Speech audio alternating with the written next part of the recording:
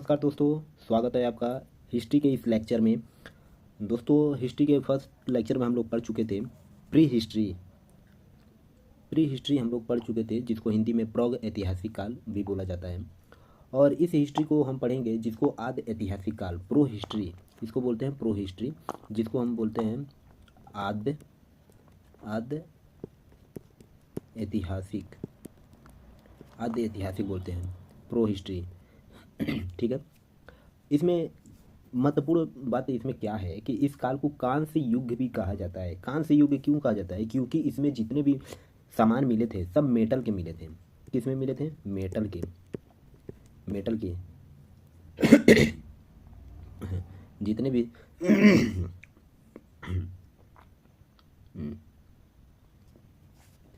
जितने भी सामान मिले थे इसमें सब मेटल के मिले थे, इसलिए कांस्य युग भी कहा जाता है। ठीक है। और इस काल में देखिए क्या होता है कि प्री हिस्ट्री में क्या था, उसे पाषाण काल भी बोला जाता है, क्योंकि इसमें कोई ऐसा प्रमाण एविडेंस नहीं मिला था। क्यों? प्रमाण तो मिला था लेकिन किस पर मिला था? पत्थरों पर मिला था, इसलिए उसको पाषाण काल भी बोला जाता था। लेकिन जो प्रो हिस्ट्री है इसमें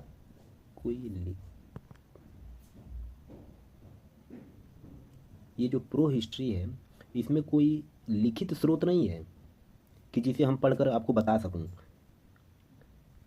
जो भी साक्ष्य मिला, इसका एविडेंस मिला, इसकी खुदाई करने के बाद ही मिला, इसलिए इसको आद्य ऐतिहासिक यानी प्रो हिस्ट्री बोला जाता है। इसका कोई प्रमाण नहीं है, लिखित प्रमाण नहीं है। जो भी प्रमाण है बस हम उसके एविडेंस के तौर पर चीज़ों को देख सकते हैं, उसको परख सकते हैं और उसका नॉलेज ले सकते हैं। ठीक है। देखिए, ये जो कांस्य युग था इसको हम सिंधु सभ्यता के नाम से भी जाना जाता है। ये जो हिस्ट्री को, प्रो हिस्ट्री जो है, इसको सिंधु सभ्यता के नाम से भी जाना जाता है। देखिए, दो पर्वतों के बीच के स्थान को ये दो पर्वतों हो गया, ये दो पर्वतों के बीच के स्थान को घाटी बोलते हैं। ये जो जगह होता है ना, ये वाला, इसको घाटी बोलते हैं। दो पर्वतों के बीच के स्थान को क्या बोलते हैं? घाटी बोलते हैं। इसने सिंधु नदी के पास बसने वाले नगर को सिंधु घाटी सभ्यता कहा गया। क्योंकि ये जो आपको ड्राइंग के हिसाब से मैं आपको दिखा देता हूँ। सिंधु नदी जो, ये एक मान लीजिए नगरी बसा था और सिंधु नदी के पास बसा था। ठीक है, सिंधु नदी के पास बसा था। ये सिंधु नदी हो गया, सिंधु नदी के पास बसा था। और लेकिन इसमें जो ये पर्वतों के बीच में, ऐसे पर्वतों के बीच में ये बसा हुआ था, इसलिए इसको बोलते हैं सिंधु घाटी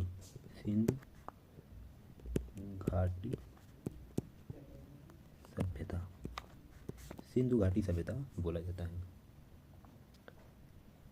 7वीं शताब्दी में दोस्तों क्या आता है, 7वीं शताब्दी में पहली बार जब लोगों ने पंजाब प्रांत में ईंट मिला था, पंजाब प्रांत में जब खुदाई के दौरान पंजाब प्रांत में ईंटों के लिए जब मिट्टी की खुदाई की गई थी, तब उसमें से बनी बनाई ईंट मिली थी। ये जो आप देख रहे हैं, ये वाला जो देख रहे हैं आप, बड़ा, तो पंजाब प्रांत में जब ऐसी बनी बनाई ईंट मिला था तो लोगों ने उस ईंट को भगवान का चमत्कार माना था। क्योंकि वो जो ईंट था वो बनी बनाई मिला था, कोई बनाया हुआ नहीं था, तो लोगों ने उसको क्या चमत्कार मान लिया था। और उस ईंट को, ये जो ईंट आपको दिख रहा है यहाँ से, ईंट को लोगों ने घर बनाने के लिए लेकर चले गए, क्योंकि वो भगवान का ईंट है इसलिए वो लेकर चले गए। लेकिन 1800 क्या होता है कि 1826 में क्या होता है, यहाँ पर एक तो 1826 में चार्ल्स मैशन ने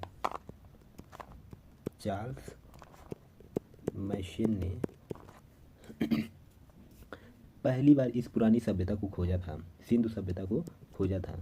पहली बार चार्ल्स मैशन ने 1826 में चार्ल्स मैशन ने पहली बार इस सिंधु सभ्यता को खोजा था। कनिंघम में कब खोजा था? कनिंघम ने 1856 में इस सभ्यता के बारे में सर्वेक्षण यानी क्या किया था? इंस्पेक्शन किया था। 1856 में कनिंघम ने, अगर फर्स्ट लेक्चर देखा होगा तो कनिंघम का मैं फ़ोटो वहाँ पर मैंने दिखाया है, तो वहाँ पर जाकर देख सकते हैं।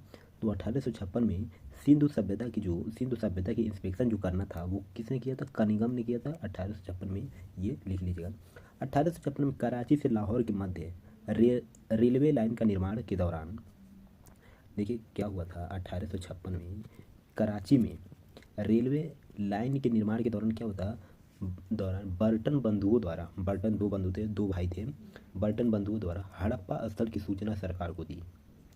हड़प्पा सभ्यता की, ये जो हड़प्पा ये नगरी आपको दिख रहा है दोनों फोटो में, इसकी सूचना बर्टन बंधुओं ने सरकार को दिया 1856 में। और इसी दौरान 1861 में अलेक्जेंडर कनिंघम के निर्देशन में भारतीय पुरातत्व विभाग की स्थापना की गई थी। आर्कियोलॉजी स्थल की मतलब विभाग की, आर्कियोलॉजी विभाग की स्थापना कब की गई थी, 1861 में। और किसने करवाया था, अलेक्जेंडर कनिंघम ने। ये याद कर लीजिएगा, अलेक्जेंडर कनिंघम ने। 1921 में दयाराम साहनी द्वारा 1921 में दयाराम साहनी ने हड़प्पा का उत्खनन किया था, यानी खुदाई किया था। 1921 में पहली बार ये खुदाई हुआ था, और किसके द्वारा हुआ था, दयाराम साहनी द्वारा हुआ था। दयाराम साहनी द्वारा हुआ था 1921 में। इस प्रकार इस सभ्यता का नाम क्या पड़ गया, हड़प्पा सभ्यता। इस प्रकार इस सभ्यता का क्या नाम पड़ गया, हड़प्पा सभ्यता। ठीक है, चलिए अब आगे बढ़ते हैं। इसके जो प्रमुख नदी घाटी होती हैं वो कौन कौन से हैं, वो भी देख लेते हैं। हड़प्पा पंजाब के पाकिस्तान में है, यहाँ पर पाकिस्तान है। यहाँ पंजाब का ये जो प्रांत है, यहाँ पर हड़प्पा नगरी मिलता है, पंजाब के प्रांत में मिलता है हड़प्पा नगरी। ठीक है। मोहनजोदड़ो सिंध पाकिस्तान के लरकाना जिला में मिलता है, मोहनजोदड़ो। लोथल कहाँ मिलता है, ये गुजरात में मिलता है। कालीबंगा राजस्थान के हनुमानगढ़ में मिलता है। बनवाली हरियाणा के फतेहाबाद जनपद में मिलता है, बनवाली हरियाणा के, ये हरियाणा में मिलता है। आलमगीरपुर ये उत्तर प्रदेश के मेरठ जिले में मिलता है, सुतका गंडोर पाकिस्तान के बलूचिस्तान प्रांत में, यहाँ पर पाकिस्तान है, बलूचिस्तान ये एक ऐसा प्रांत है यहाँ पर बलूचिस्तान, उसी प्रांत में सुतका गंडोर मिलता है। ये सुतका गंडोर बहुत ही इंपॉर्टेंट है, ये हमेशा मतलब अगर हिस्ट्री का क्वेश्चन पूछता है तो ज़रूर इसका सुतका गंडोर से रिलेटेड जरूर पूछता है, ये याद कर लीजिएगा। सुतका गंडोर कहाँ पर है, पाकिस्तान के बलूचिस्तान प्रांत में है। और ये कोट दीजी ये भी सिंध प्रांत में पड़ता है पाकिस्तान के। चंद हुदड़ो ये भी पाकिस्तान में पड़ता है। सुरकोटदा ये गुजरात के कच्छ में पड़ता है, ये गुजरात का कच्छ हो गया यहाँ पर, ये रहा गुजरात का कच्छ यहाँ पर पड़ता है। ठीक है। हिंदू कुश पर्वतमाला के पार अफगानिस्तान में सुरतुगोई यहाँ से नहरों के प्रमाण मिलते हैं। नहरों का यानी सिंधु सभ्यता का जो नहर उस टाइम का नहर था उसका प्रमाण कहाँ से मिलता है, अफगानिस्तान के, यानी हिंदू कुश पर्वतमाला के उस पार अफगानिस्तान में सुरतुगोई नामक जगह है, वहाँ से नहरों का प्रमाण मिलता है। ठीक है। चलिए सिंधु सभ्यता और हड़प्पा सभ्यता दोनों सेम है, उसको हम आगे पढ़ते हैं। देखिए इसका विकास, जो सिंधु सभ्यता का जो विकास हुआ था वो 2500 ईसा पूर्व से 1750 ईसा पूर्व के बीच में हुआ था। सिंधु सभ्यता का ये जो डेवलपमेंट हुआ था सिंधु सभ्यता का, जिसको हम हड़प्पा सभ्यता भी बोलते हैं, ये 2500 से 1750 ईसा पूर्व के बीच में हुआ था।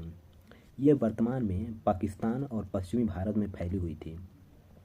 ये जो सभ्यता है जो वर्तमान के पाकिस्तान और पश्चिमी भारत में फैली हुई थी। नगर नियोजन की बात करें, सिंधु सभ्यता की नगर नियोजन, टाउन प्लानिंग की बात करें तो बहुत इंटरेस्टिंग है, हर एक पॉइंट बहुत इंटरेस्टिंग है, ये ध्यान रखिएगा। ये सभ्यता अपनी सुनियोजित नगरीय व्यवस्था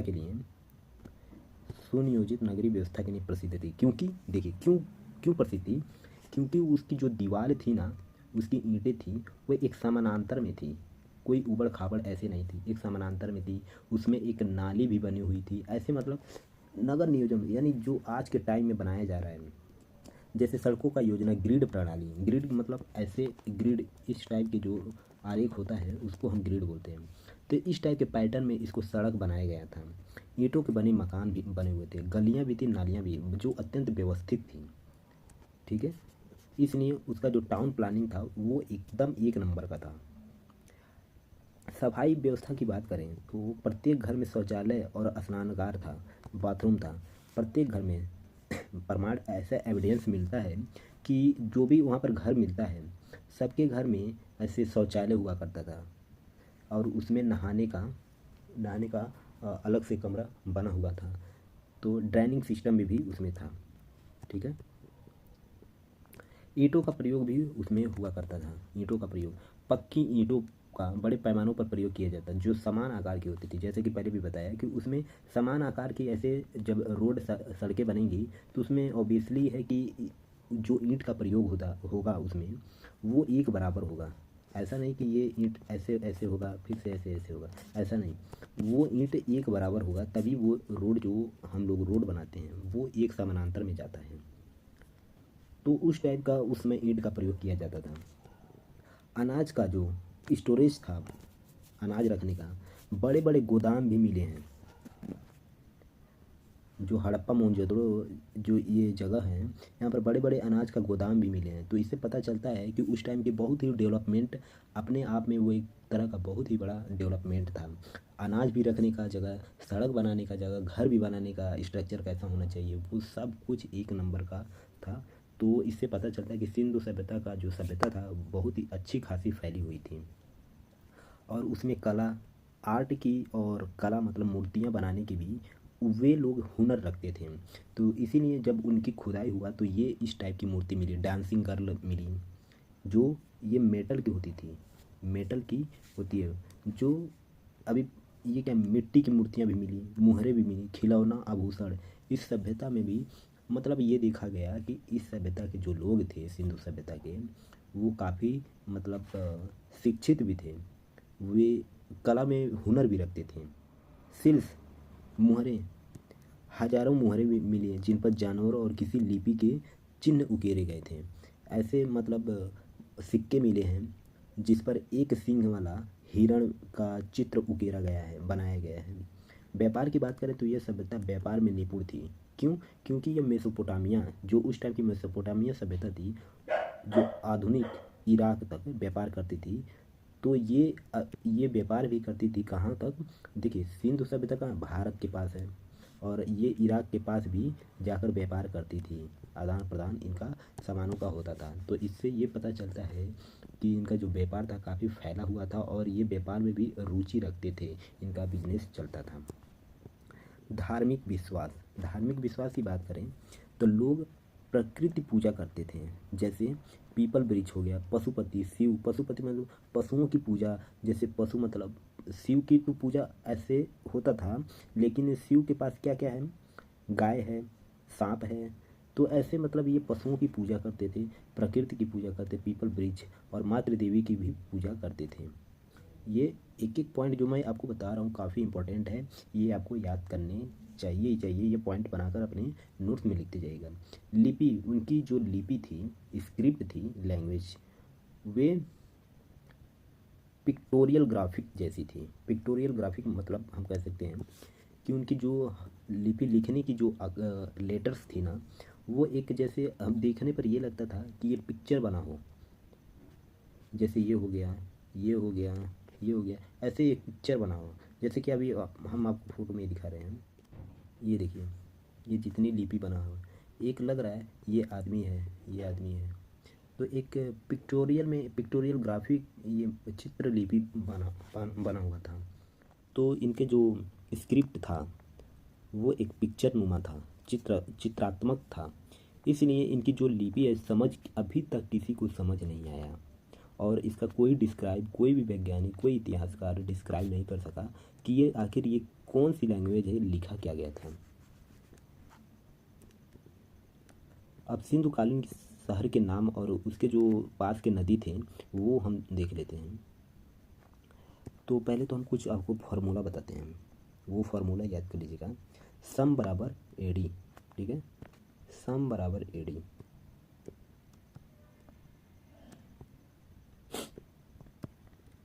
ठीक है, सम बराबर एडी। डच है पर भारत में नहीं, ये भी याद कर लीजिए, डच है पर भारत में नहीं। अब देखिए सम, स से सुत का गंडोर, स से क्या होता है? सुत का गंडोर। देखिए स से सुत का गंडोर, म से मांडा, म से मांडा, चिनाब नदी, म से मांडा, ए से आलमगीर, ए से आलमगीर हिंडन नदी के पास है। डी से दैमाबाद, डी से क्या होता है? दैमाबाद, जो गोदावरी नदी के पास है, दैमाबाद। देखिए ये शहर के पहले तो ये देख लीजिए, ये शहर के नाम है। ये जो सम बराबर एडी है ये शहर है, शहर है। ये डच है पर भारत में नहीं, ये शॉर्ट में बता रहा हूँ, ये नदियों का नाम है जो शहर के पास है। तो जैसे स बराबर सुतका गंडोर, ये किस किस नदी के पास है? दास के नदी के पास। जैसे ड से दास की नदी, दास की नदी, ठीक है। च से चिनाब नदी, चिनाब नदी, चिनाब नदी किसके पास है? मांडा के पास, मांडा शहर के पास है, ठीक है। है का हिंडन, हिंडन, हिंडन नदी, हिंडन नदी किसके पास है? आलमगीर के पास है। किसके पास है? आलमगीर के पास है, आलमगीर के पास, ध्यान दीजिएगा, आलमगीर के पास है। और पर यहाँ पर दिया है पर, पर क्या है? प्रवरा, जिसको हम बोलते हैं गोदावरी, गोदावरी, गोदावरी नदी। और ये किसके पास है गोदावरी नदी? दैमाबाद के पास है। किसके पास है? दैमाबाद। तो दोस्तों आई होप कि इतना समझ गए होंगे। अब हड़प्पा की खुदाई में क्या क्या मिला है वो भी हम लोग देख लेते हैं। तो हड़प्पा की खुदाई में कुम्हार का चाक मिला, श्रम आवास मिला, अन्नागार यानी छोटा अन्न रखने के लिए, अनाज रखने के लिए ऐसे छोटा सा एक घर टाइप का मिला। मातृ देवी की मूर्ति मिली, मातृ देवी की मूर्ति मिली, ओखली मिली, ताबूत मिली, RH-37 कब्रिस्तान भी मिला। यहाँ तक कि हाथी की खोपड़ी भी मिली और एक श्रृंगी जानवर जिसको हम भेड़िया वो हिरन बोलते हैं, एक ही सिंह था, वो एक श्रृंगी जानवर मिला। बंदरगाह लोथल में मिला, चांदी का साक्ष्य मिला। इतना सारा सामान मिला हड़प्पा की खुदाई में। और यहाँ पर एक चीज़ आपको फ़ोटो में दिख रहा होगा, एक फ़ोटो में ये दिख रहा है आदमी, आदमी ये क्या है? ये मूर्ति है, लेकिन इस मूर्ति पर कपड़ा पहना हुआ उकेरा गया है, कपड़ा बनाया गया इस मूर्ति पर। तो इससे ये पता चलता है कि सिंधु सभ्यता में जो कपड़े की मतलब कपड़े बनाया जाता था। और कपड़ा किससे बनता है? कपास से बनता है। तो इससे पता चलता है कि कपास की खेती होती थी, ठीक है। आई होप दोस्तों ये वीडियो आपको अच्छा लगा। अगर वीडियो अच्छा लगता है तो चैनल को सब्सक्राइब कर लीजिए, वीडियो को लाइक कर दीजिएगा। और नेक्स्ट लेक्चर में हम देखेंगे इससे अच्छा। अगर समझ नहीं आता तो कमेंट में ज़रूर बताइए कि आपको वीडियो समझ आया कि नहीं आया या आपको बोरिंग लगा। तो चलिए मिलते हैं नेक्स्ट वीडियो में। जय हिंद, जय भारत।